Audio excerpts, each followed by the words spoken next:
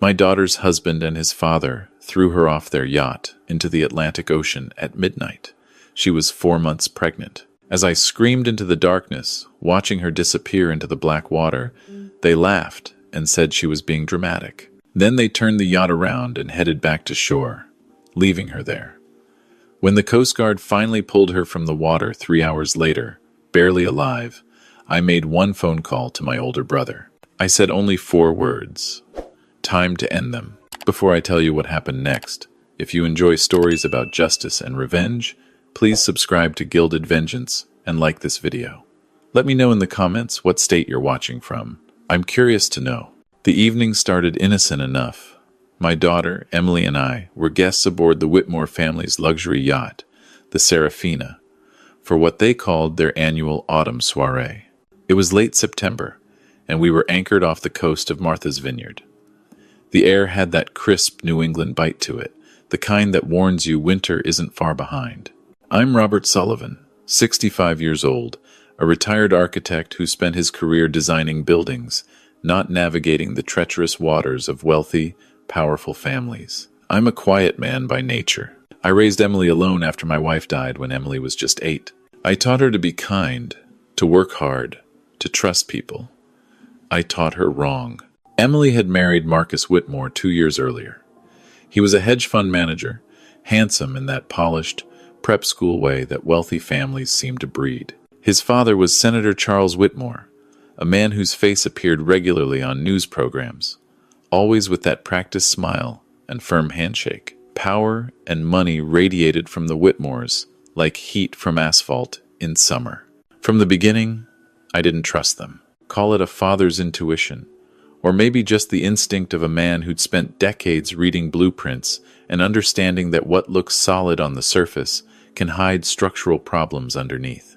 But Emily loved Marcus, or thought she did, and I held my tongue. What father wants to be the one who ruins his daughter's happiness? That night on the yacht, about 40 guests mingled on the deck, champagne glasses in hand, the sound of jazz floating from hidden speakers. Emily stood near the railing, wearing a navy dress that concealed her small baby bump. She'd told Marcus about the pregnancy just that morning. His reaction, she'd said, had been strange. Not happy, not angry, just cold, distant. I watched him now across the deck, deep in conversation with his father. They kept glancing at Emily, then looking away, their expressions unreadable. Something about their body language set off alarm bells in my head.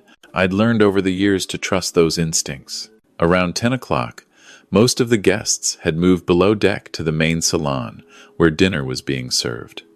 Emily excused herself to use the restroom. I was talking to an elderly couple about their summer home in Nantucket when I heard Marcus's voice cut through the evening air. "Emily, come here for a moment." I turned. Marcus and his father stood at the far end of the deck, near the stern railing. Emily walked toward them, smiling. Even from 20 feet away, I could see she was trying, always trying, to win their approval. "What is it?" she asked. Marcus leaned close to her, said something I couldn't hear. Emily's smile faltered. She shook her head, started to turn away. That's when Marcus grabbed her arm. His father stepped forward on her other side. I started moving toward them, my heart suddenly pounding. Something was wrong, very wrong. "Let go of me," Emily said, her voice rising. "What are you doing?" "Just teaching you not to trap a man with fake pregnancy news," Marcus said, loud enough now that I could hear. "You think I'm stupid? I know what you're trying to do." "It's not fake. I'm actually pregnant." Emily's voice was panicked now. "Marcus, stop." She tried to pull away, but he held firm. Senator Whitmore stepped behind her, blocking her escape. They had her cornered against the railing. I was running now, shouting, "Get away from her!" But I was too far. Too slow.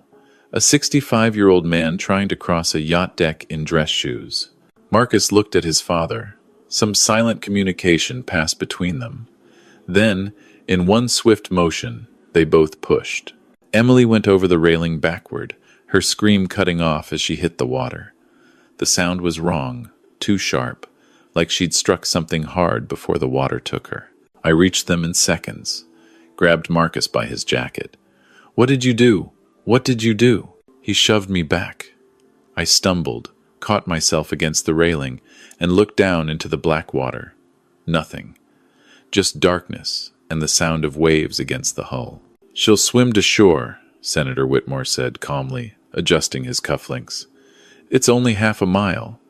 Teaches her a lesson about lying to get her hands on family money." "She's pregnant!" I screamed at them. "She can't swim in that water. It's 45 degrees. Marcus laughed. Actually laughed. Pregnant. Right. Next she'll claim the baby's mine and ask for child support. I've seen women like her before. I didn't think. I just moved. I tried to grab the life preserver mounted on the bulkhead, but Senator Whitmore stepped in front of me. "Mr. Sullivan, I suggest you calm down. This is a private family matter. Get out of my way." I shoved past him, grabbed the life preserver, and hurled it as far as I could into the darkness where Emily had fallen. It hit the water with a splash I couldn't even see. I looked over the railing, straining my eyes.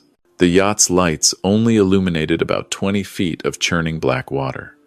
Beyond that, nothing but darkness. "Emily!" I screamed. "Emily, can you hear me?" Silence. Just the slap of waves and the distant sound of jazz still playing from the speakers. I pulled out my phone, dialed 911, and told the dispatcher we had a person overboard. I gave them our coordinates, our location, everything I could think of. Marcus walked past me, heading below deck. "Dramatic, as always," he said to his father. "She's probably already climbing onto the shore, planning her next manipulation." I wanted to throw him overboard. I wanted to break his jaw, but I couldn't take my eyes off the water, couldn't stop scanning for any sign of my daughter. "Why didn't you jump in after her?" someone asked behind me. One of the guests had emerged from below, drawn by the commotion. I turned. It was Mrs. Ashford, the elderly woman I'd been talking to earlier. She looked horrified. "I can't swim well," I said, my voice breaking. "The water's too cold, too rough. If I go in, we'll both die." The Coast Guard said to stay put, keep watching, keep calling her name. But even as I said it, the guilt crushed down on me like a physical weight. My daughter was out there, drowning, and I was standing on this deck, doing nothing. 20 minutes passed, then 40. The Coast Guard arrived, searchlights sweeping the black water. I stood at the railing the entire time, calling Emily's name until my voice was gone. Marcus and Senator Whitmore had gone below deck, acting as though nothing had happened. I heard Marcus telling other guests that Emily had decided to take a swim and must have swum to shore. At the 2-hour mark, I heard one of the Coast Guard officers on his radio. "We've got something." I gripped the railing so hard my knuckles turned white. "Alive?" Another voice crackled back. Long pause. Too long. "Barely. Hypothermia. Head trauma. She's unconscious. We need a medevac now." They brought her up in a rescue basket. I barely recognized her. Her face was blue-gray, her lips purple. There was a gash on her forehead. Blood matted in her hair. She wasn't moving. "Is she breathing?" I asked the medic. "Barely. We need to move fast." They loaded her onto the Coast Guard vessel, and I started to follow. "Sir, we need you to stay here," one of the officers said. "We need statements. This is a crime scene now." "That's my daughter." "We know, sir. The helicopter will take her to Massachusetts General. You can meet her there. But right now, we need you to tell us exactly what happened." I looked at Emily's still form being carried away. Every instinct screamed at me to go with her. But the officer was right. If I left now, Marcus and his father would control the narrative. They'd make this disappear like it never happened. "All right," I said. "I'll tell you everything." I gave my statement to the Coast Guard. I told them exactly what I'd seen. Marcus and Senator Whitmore deliberately pushing Emily overboard. I told them about the pregnancy, about Marcus's accusation, about how they'd laughed. The young officer taking my statement looked uncomfortable. "Mr. Sullivan, you understand, we'll need to investigate this thoroughly. Senator Whitmore is, well, he's a senator. These accusations are serious. More serious than attempted murder? I'm just saying. This will be complicated." He was right. By the time I got to the hospital 3 hours later, lawyers had already arrived. Not my lawyers, theirs. 2 men in expensive suits stood in the ICU waiting room, talking in low voices with a hospital administrator. A doctor approached me. She was young, exhausted looking. "Mr. Sullivan, I'm Dr. Chen. Your daughter is stable but critical. She has severe hypothermia, a concussion, and she aspirated a significant amount of water. We're doing everything we can." "The baby?" She hesitated. "We don't know yet. It's too early to tell if the pregnancy is still viable. The next 48 hours are crucial." I sank into a chair. Everything felt surreal, like I was watching this happen to someone else. One of the lawyers approached me. "Mr. Sullivan, I'm James Kirkland, representing the Whitmore family. We're deeply concerned about Mrs. Whitmore's accident. It wasn't an accident, and we want to assure you that Senator Whitmore and his son are cooperating fully with authorities. However, we would caution you against making inflammatory statements that could constitute defamation." "Get away from me." "Mr. Sullivan, I understand you're upset, but—" I stood up. "I'm not a violent man, never have been, but in that moment, if that lawyer had said one more word, I might have become one." He must have seen something in my eyes because he stepped back, nodded curtly, and retreated to his colleague. I sat back down and pulled out my phone. My hands were shaking, but not from fear, from rage, a cold, quiet rage that had been building since I watched my daughter disappear into that black water. I scrolled through my contacts and found the name I was looking for. Thomas Sullivan. My older brother. I hadn't spoken to him in almost 2 years, not since a family argument about something so trivial I couldn't even remember what it was now. Thomas had spent 30 years with the FBI, most of it in their financial crimes division. He was a forensic accountant, the kind of investigator who could look at a spreadsheet and see the crimes hidden in the numbers. He'd put away corrupt politicians, mob bosses, corporate criminals. He'd retired 5 years ago to a small town in Vermont, but I knew he still had connections, still had skills. I hit dial. He answered on the third ring. "Robert?" His voice was cautious. We hadn't parted on good terms. "Tommy." I hadn't called him that since we were kids. "I need your help." Silence. Then, "What happened?" I told him. Everything. My voice stayed level, controlled, like I was describing a building design instead of my daughter's attempted murder. When I finished, there was a long pause. "These people," Thomas said finally. "You're talking about Senator Charles Whitmore." "Yes." "Robert. He's one of the most powerful men in Massachusetts, probably running for governor next year. He has connections in every agency, every courthouse. I know who he is, Tommy. I know what I'm asking." Another pause. I could almost hear him thinking, weighing the risks. "Where are you right now?" he asked. "Mass General, ICU waiting room." "Stay there. Don't talk to any more lawyers. Don't talk to police unless I'm present. Don't talk to anyone. I'm leaving Vermont now. I'll be there in 3 hours." "Tommy, I'm not doing this for you, Robert. I'm doing it for Emily. That little girl sent me a birthday card last year, even though we weren't speaking. She didn't have to do that." My throat tightened. "Thank you." "Don't thank me yet. If what you told me is true, this is going to get ugly. The Whitmores will use every resource they have to bury this. Are you prepared for that?" I looked through the glass window at Emily's room, at the machines breathing for her, at the monitors tracking her fading vital signs. "Yes," I said. "I'm prepared." I stayed at the hospital all night. Emily remained unconscious, her condition listed as critical. Around 3 in the morning, a nurse told me the pregnancy had ended. The trauma, the hypothermia, the stress had been too much. My daughter had lost her baby. I sat in that plastic chair and felt something inside me break. Not crack. Break completely. Whatever mercy I might have felt, whatever impulse toward forgiveness, died in that moment. Thomas arrived just before dawn. He looked older than I remembered, his hair mostly gray now, lines deep around his eyes. But those eyes were still sharp, still taking in everything. He sat down next to me without a word. We sat in silence for several minutes. "Tell me again," he said finally. "Every detail. Don't leave anything out." So I did.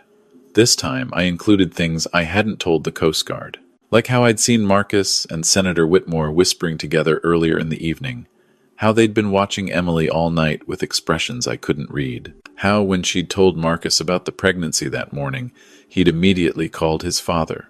Thomas listened without interrupting. When I finished, he was quiet for a long time. "Okay," he said, "here's what we're dealing with. Senator Whitmore has been in politics for 30 years. He's wealthy, connected, and very, very careful. If he did this, if he deliberately tried to harm Emily, he's done it before." "What do you mean?" "Men like him don't just suddenly decide to commit violence. There's always a pattern, a history. We need to find it." "How?" "I still have friends in the Bureau. And I know a few journalists who owe me favors. People who aren't afraid of going after powerful men." He looked at me. "But Robert, you need to understand something. If we do this, we're declaring war. The Whitmores will come after us with everything they have. Our finances, our reputations, maybe even our safety. Are you sure?" I thought about Emily lying in that hospital bed. I thought about my grandchild, who would never be born. I thought about Marcus laughing as my daughter drowned. "I'm sure." Thomas nodded slowly. "Then, here's what we're going to do. First, we don't react. We don't make accusations. We appear to believe their story, that it was an accident. We play nice." "I can't." "Yes, you can. Because while they think we're backing down, I'm going to dig. I'm going to find out everything about Charles Whitmore's past. Every business deal, every relationship, every skeleton in every closet. And when I'm done, we're going to destroy him." The next 3 days were torture. Emily remained in a medically induced coma while her body tried to recover. I sat by her bed, held her hand, and said nothing to anyone except doctors and nurses. Marcus visited once. He walked in with flowers, his lawyer hovering behind him, and started talking about how tragic this accident had been. I said nothing, just looked at him until he left. Senator Whitmore sent gifts, expensive fruit baskets, flowers, a card expressing his deepest sympathies for this unfortunate incident. I threw them all away. Meanwhile, Thomas was working. He called me every evening with updates, always brief, always careful about what he said on the phone. "I found something," he said on day 4. "Senator Whitmore's first wife. She died 20 years ago, fell down the stairs at their summer home in Nantucket. It was ruled an accident, and I tracked down the medical examiner who did the autopsy. He's retired now, living in Florida. I'm flying down tomorrow to talk to him. What do you think you'll find?" "I don't know yet, but I know someone who worked that case." He told me off the record that there were things about that death that never sat right with him. Bruises that didn't match the fall pattern. Timing that didn't add up. But Senator Whitmore had friends in the department. The case got closed fast. My hand tightened on the phone. "He's done this before." "Maybe. I'm going to find out." On day 6, Emily woke up. I was sitting beside her bed, half asleep in my chair, when I heard her voice, barely a whisper. "Dad?" I grabbed her hand. "I'm here, sweetheart. I'm right here." Her eyes opened slowly. She looked confused, disoriented. "What? Where am I?" "You're in the hospital. You're going to be okay." She blinked, and I saw memory flooding back into her eyes. Horror, fear, Marcus. They pushed me. "Dad, they pushed me off the yacht." "I know. I saw it. I'm taking care of it." "The baby," she started crying, her hand moving to her stomach. "Is the baby?" I couldn't answer, couldn't find the words. She saw it in my face. "No," she whispered. "No, no, no." The monitors started beeping. Nurses rushed in. I was ushered out while they sedated her, calmed her down. Through the window, I watched my daughter sob, and something final hardened inside my chest. Thomas called that evening. I talked to the medical examiner. He's willing to go on record. He says Charles Whitmore's first wife had defensive wounds on her arms, bruises consistent with being grabbed and shaken. The head trauma didn't match a fall. It matched being struck and then pushed. Jesus, there's more. I found someone else, a woman named Patricia Hammond. She was Whitmore's campaign manager 15 years ago. She filed a police report claiming he assaulted her. The report disappeared. She was paid $200,000 and signed an NDA. Can she testify? If we can break the NDA. And I found out something else, Robert. Marcus has a trust fund worth $40 million. It vests when he turns 36 next year. But there's a clause. If he's married, his wife is entitled to half in case of divorce. Understanding hit me like cold water. Emily found out she was pregnant, told him that morning. And suddenly, he's looking at losing $20 million. More if she gets custody of the kid. So they decided to solve the problem. That's what I think. But proving it is another matter. They'll say it was an accident, a tragic misunderstanding. They've got lawyers, money, political connections. We need more. What do we need? We need to make Senator Whitmore nervous. Nervous enough to make a mistake. Thomas came to Boston the next day. We sat in a hospital cafeteria that smelled of bad coffee and antiseptic, and he laid out his plan. I've been making calls, he said, talking to old contacts, journalists I trust. I've given them background information about Senator Whitmore's first wife's death, about Patricia Hammond, about some questionable financial dealings I found in his campaign records. What kind of financial dealings? The kind that involve offshore accounts and donations that exceed legal limits.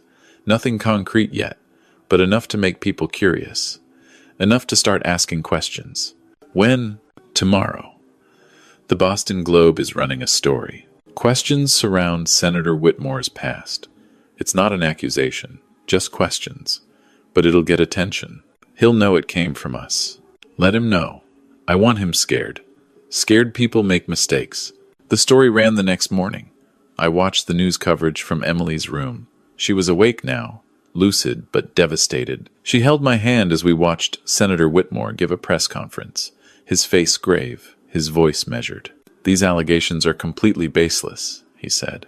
My first wife's death was a tragic accident, investigated thoroughly by local authorities.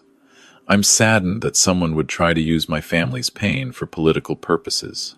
As for the recent incident involving my daughter-in-law, we are cooperating fully with the Coast Guard investigation. It was a horrible accident, and our hearts go out to Emily and her father during this difficult time. He was good, calm, sympathetic, believable.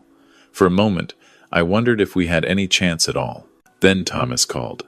Turn on Channel 7. Now. I found the channel. A press conference was starting. A woman I didn't recognize stood at a podium, her hands shaking slightly. My name is Patricia Hammond, she said. 15 years ago, I worked as campaign manager for then State Senator Charles Whitmore. During that time, he sexually assaulted me. When I reported it to police, my complaint disappeared. I was paid money to stay quiet and sign a non-disclosure agreement. Today, with the help of legal counsel, I am breaking that agreement. Senator Whitmore is a dangerous man who has used his power and wealth to silence his victims for decades. I am here to say, no more. The cafeteria went quiet. Everyone was watching. My phone buzzed. Thomas again. That's not all. I found 3 more women. They're all coming forward. And I found something else, Robert. Financial records showing Marcus had been researching ways to break prenuptial agreements 3 weeks before your daughter told him about the pregnancy. He knew she was trying to get pregnant. He was already planning how to get rid of her if it happened. Can you prove that? His search history, his lawyer's bills, emails, all of it. And here's the best part. I found out who was on the yacht that night. One of the guests was a retired Coast Guard captain. I spoke to him this morning. He saw the whole thing. He's willing to testify that he saw Marcus and Senator Whitmore deliberately push Emily. My hands started shaking.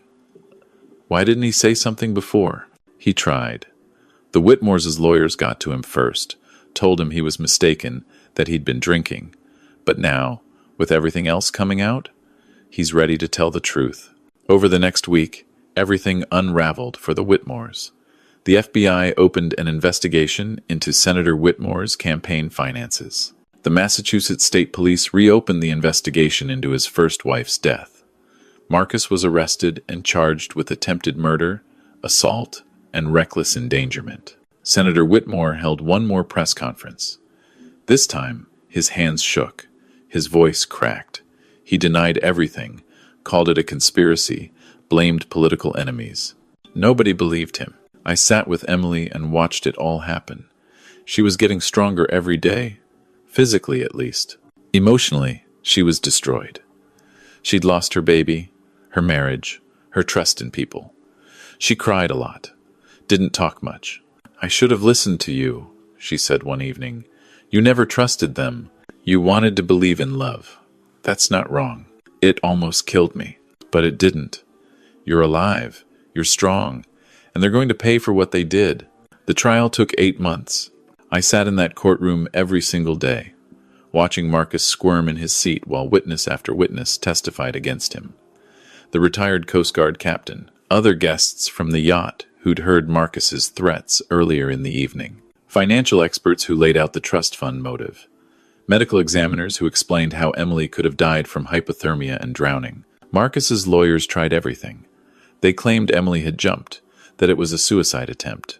They claimed she'd climbed on the railing herself and fallen accidentally. They painted her as emotionally unstable, manipulative, a gold digger who'd trapped their client with a fake pregnancy. Emily sat through all of it with quiet dignity. When she finally took the stand and told her story, there wasn't a dry eye in the courtroom. The jury deliberated for 4 hours. Guilty on all counts. Senator Whitmore's trial came next. Thomas had gathered enough evidence to charge him with first-degree murder in his first wife's death, conspiracy to commit murder in Emily's case, and multiple counts of obstruction of justice. That trial took longer, 14 months, but the result was the same. Guilty. I was there when they read the verdict. I watched Charles Whitmore's face as the words sank in. He'd probably never lost anything in his life before, never faced consequences, never been told no by anyone who mattered. He looked across the courtroom and found me in the gallery. Our eyes met. I didn't smile, didn't gloat. I just looked at him, and I hoped he understood. This was what happened when you hurt someone's child. 2 years have passed since that night on the yacht. Emily is doing better. Not great, but better. She sold her wedding ring, donated the money to a charity for domestic violence victims. She went back to school, got her master's degree in landscape architecture. She's designing parks now, creating beautiful spaces where children can play safely. She doesn't date, says she's not ready, might never be ready. I don't push. She's 28 years old, and she's been through enough. She'll heal on her own schedule. Thomas and I talk regularly now. We repaired what was broken between us. Turns out almost losing someone you love puts petty arguments in perspective. He's writing a book about the case. Says it's going to be called The Senator's Secrets: How Power Corrupts. He asked if I wanted to co-author it. I declined. I don't need to tell this story over and over. I lived it once. That's enough. Marcus Whitmore is serving 30 years in a federal prison. Senator Charles Whitmore got life without parole for his first wife's murder. Their appeals have all failed. Sometimes Emily asks me if I think what we did was revenge or justice. I tell her I think it's both, and I think that's okay. Because here's what I learned. Quiet men aren't weak men. For decades, I'd been quiet, peaceful, accommodating. I let things slide, avoided conflict, didn't make waves. People like the Whitmores counted on that. They counted on people like me looking away, staying silent, being afraid. But they forgot something important. Quiet doesn't mean powerless. It just means patient.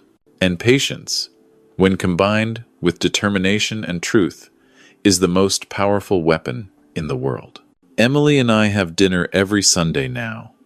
We don't talk about Marcus or his father. We don't talk about that night on the yacht. We talk about her projects, about the garden she's designing for a children's hospital, about the future. Last Sunday, she told me she's thinking about starting to date again. Not seriously, just coffee with a colleague from work, a landscape designer who seems kind. "What do you think?" she asked. I looked at my daughter, this strong, resilient woman who'd survived what should have killed her, and I felt something I hadn't felt in 2 years. Hope. "I think you should trust your instincts," I said.